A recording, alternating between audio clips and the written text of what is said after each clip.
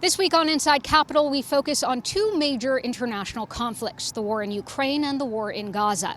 In this episode, we begin with Ukraine and get senators' reaction to President Trump yesterday saying he's shortening the deadline for Russia to agree to a ceasefire. I'm disappointed in President Putin, very disappointed in him.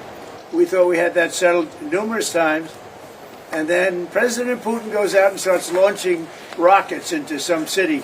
And I'm going to reduce that 50 days that I gave him to a lesser number. Really, what I think we could do to really up the pressure on Putin and China and India and Brazil is to go ahead and pass the sanctions bill out of the Senate. I know the president has a concern with it being passed to him, but I think we can make it very clear the Senate, with over 80 co-sponsors, can pass this bill and then have it sitting in the House if the president needs other devices to get Russia to the table. Anyone who's followed this, as chairman and ranking member on the Intelligence Committee, knows that Vladimir Putin can't be trusted and he will not be satisfied just with Ukraine.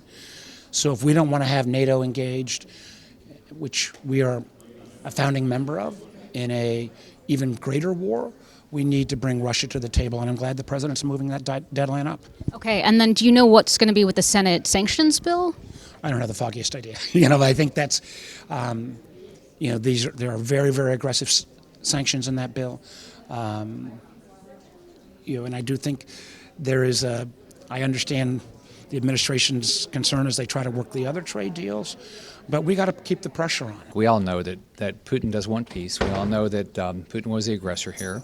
We all would like to have peace, and we all also would like sovereignty for Ukraine. So I think it's a positive that the president is clear.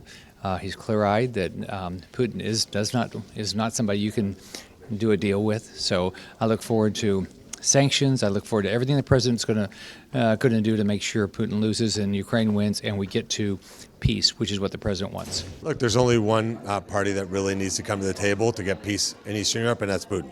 So I'm hopeful that the killing will end, which is what President Trump's campaigned on, what I've campaigned on, and is really the only solution. We got to have peace in Eastern Europe, and it's now Putin that has to make the decision. Does he want peace and prosperity for his citizens, or does he want continued bloodshed?